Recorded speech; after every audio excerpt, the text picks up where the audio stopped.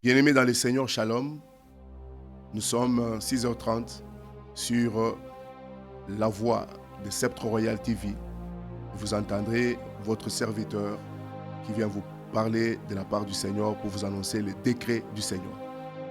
Il est écrit que chaque matin, l'Éternel renouvelle ses bontés. Et voici les décrets du renouvellement des bontés du Seigneur dans votre vie. Ce matin, nous partageons autour du chapitre du livre de Michée, le 2e chapitre et le 10e verset, qui dit « Lève-toi et pars ». Et le thème de ce matin, c'est « Allons de l'autre côté ». Je suis venu dire à une personne que Christ ne t'a pas destiné à périr ou à mal finir ta course.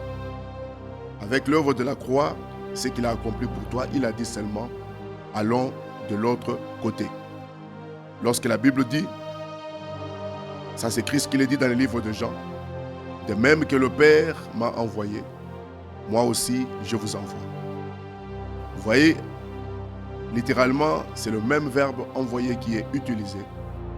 Mais lorsque nous rentrons dans le texte original, ou soit encore le texte grec, Christ dit « De même que le Père m'a envoyé », le premier envoyé, c'est l'envoyé de l'apostello.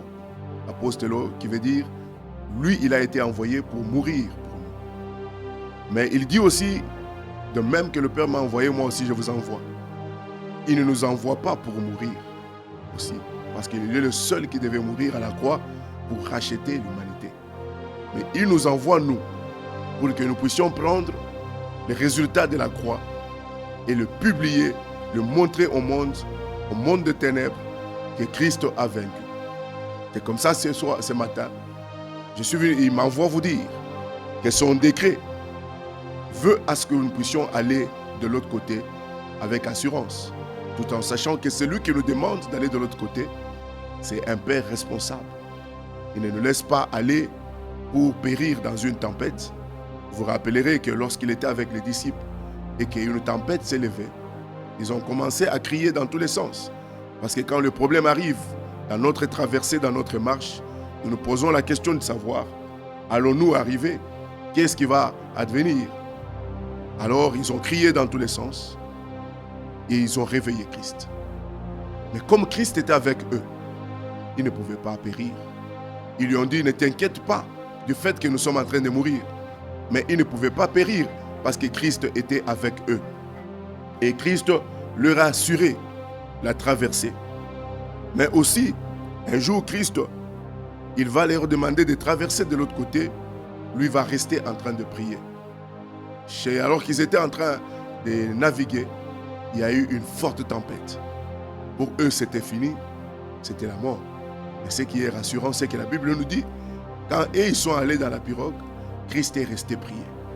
Je voudrais dire à une personne ce matin, le voyage que tu fais, le parcours par lequel tu passes, tu n'es pas seul. Il y a un avocat, il y a un intercesseur qui est en train de suivre le voyage, qui est en train de voir tout ce qui se passe sur ton voyage, au point qu'il va calmer la tempête et que tu vas te retrouver de l'autre bord. Bien-aimés, nous servons un Dieu responsable. Lorsqu'il a donné sa parole, il est responsable pour soutenir sa parole. Peu importe ce que nous pouvons rencontrer comme problème. Pierre nous en donne un exemple. Lorsqu'il a demandé à rejoindre Jésus, Jésus lui a dit « marche ». Il a marché. Mais à un moment, Pierre, dans son voyage, il a commencé à s'enfoncer. Jésus-Christ l'a tenu à la main. Dieu te parle ce matin, son décret. Il dit « Mon frère, ma soeur, n'aie pas peur. Allons de l'autre côté. » Allons de l'autre côté et celui qui t'a dit est responsable du voyage et il ne va pas t'abandonner. Partage cette parole avec ton entourage, avec les gens qui en ont besoin. Dis-leur, Christ a dit, allons de l'autre côté et il est responsable pour nous prendre en charge. Entre-temps, nous nous retrouvons demain, le matin, avec un autre décret du jour et soyez bénis.